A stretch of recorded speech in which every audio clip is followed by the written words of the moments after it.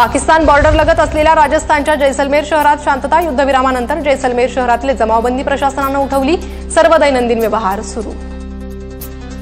पंजाबच्या अमृतसरमध्येही सध्या शांतता असून काल रात्री सुरक्षेच्या कारणास्तव ब्लॅकआउट करण्यात आलं होतं। आज मात्र शहरात परिस्थिती सर्वसामान्य आहे।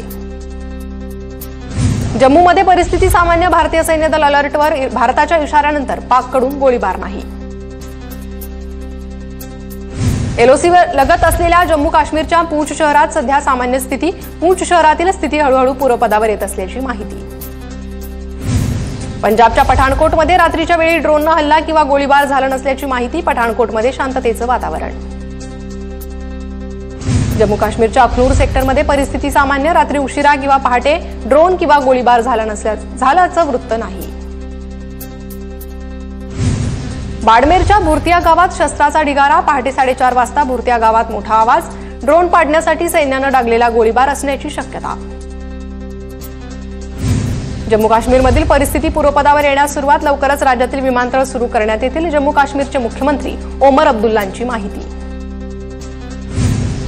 जम्मू काश्मीरमधील चिनाब नदीवरील सलाल धरणाचे दरवाजे सलग तिसऱ्या दिवशी खुले। चिनाब नदीपात्रात मोठ्या प्रमाणात पाण्याचा विसर्ग। नदीकाठच्या गावांना सतर्कतेचा इशारा। भारत पाकिस्तान तणावानंतर दिल्लीमध्ये परिस्थिती पूर्वपदावर। इंडिया गेट परिसरात नागरिकांचा मॉर्निंग वॉक। युद्धविरामानंतर पाकिस्तानमध्ये विमानसेवा सुरू। कालपासून पाकिस्तानमध्ये विमानसेवा बंद होती।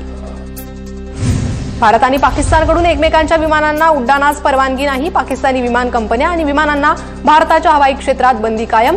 तर भारतीय विमानांना अद्यापही पाकिस्तानात उड्डाण करण्याची परवानगी नाही। पाकने काल संध्याकाळी राजौरीमध्ये केलेल्या गोळीबारात सुभेदार मेजर पवन कुमार शहीद। पवन कुमार 2 महिन्यांनी निवृत्त होणार होते। पाकिस्तानच्या हल्ल्यात राजस्थानमधील झुंझुनू जिल्ह्यातील जवान शहीद। हवाई दलाचे जवान सुरेंद्र कुमार मोगा हल्ल्यात शहीद। सुरेंद्र कुमार मांडवा परिसरातील मेहरादासी गावचे रहिवासी। ऑपरेशन सिंदूरवर अमिताभ बच्चन यांचा ट्विट। अमिताभ बच्चन यांच्याकडून वडिलांची अग्निपथ कविता ट्विट। तू ना थमेगा कभी, तू न मुडेगा कभी, तू न झुकेगा कभी। अग्निपथ अमिताभ बच्चन यांचं ट्विट। आयपीएल सुरू करण्यासंदर्भात बीसीसीआय आज निर्णय घेण्याची शक्यता। भारत पाक तणावामुळे आयपीएल एका आठवड्यासाठी स्थगित करण्यात आलं होतं। रशिया आणि युक्रेनचा संघर्ष थांबण्याची शक्यता। रशियाचे राष्ट्राध्यक्ष पुतीन यांचा झेलेन्स्की समोर युद्ध थांबवण्याचा प्रस्ताव। तर पूर्व अटींशिवाय चर्चेला तयार असल्याची पुतीन यांची ग्वाही। बांगलादेशच्या माजी पंतप्रधान शेख हसीना यांना धक्का। शेख युनूस सरकारनं शेख हसीना यांच्या आवामी लीग पक्षावर बंदी आणली। दहशतवाद विरोधी कायद्याअंतर्गत बंदी घालण्याचा निर्णय। इस्रायलचा गाझामध्ये हवाई हल्ला। 23 पॅलेस्टिनी ठार। आतापर्यंत 52,800हून अधिक लोकांचा मृत्यू। 2 महिन्यांच्या युद्धविरामाचा भंग करून गाझावर पुन्हा बॉम्ब हल्ला। हजारो दहशतवाद्यांना मारल्याचा इस्रायलचा दावा। सिंधुदुर्गच्या मालवणमधील छत्रपती शिवाजी महाराजांच्या पुतळ्याचं आज अनावरण। मुख्यमंत्री देवेंद्र फडणवीसांच्या हस्ते अनावरण होणार। अनावरण कार्यक्रमाला दोन्ही उपमुख्यमंत्रीही उपस्थित असणार। राजकोट किल्ल्यावरच्या आधीच्या पुतळ्यामध्ये भ्रष्टाचारी लोकांना शिवराय कधीही माफ करणार नाही। विनायक राऊतांची टीका। तापी मेगा रिचार्ज प्रकल्पाबाबत महाराष्ट्र आणि मध्य प्रदेशात ऐतिहासिक करार। विदर्भ उत्तर महाराष्ट्रातील खारपाण पट्ट्याला 5,78,000 एकर सिंचन लाभ। मुख्यमंत्री देवेंद्र फडणवीसांची माहिती।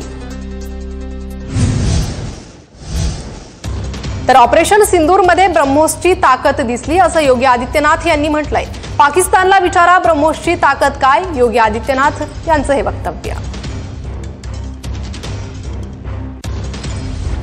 ब्रह्मोस मिसाइल क्या होती है, अभी आपने ऑपरेशन सिंदूर के अंदर इस मिसाइल के पराक्रम की एक झलक देखी होगी, और नहीं देखी होगी तो कम से कम पाकिस्तान वालों से पूछ लेना चाहिए कि ब्रह्मोस मिसाइल की ताकत क्या है।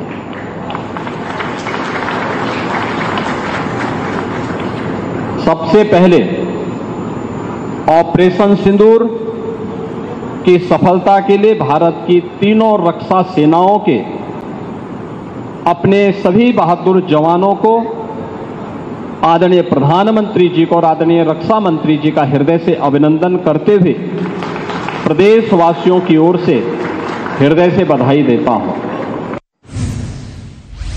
उपमुख्यमंत्री अजित पवार आज नांदेड दौऱ्यावर। मुखेडमध्ये कार्यकर्ता मेळाव्याचं आयोजन।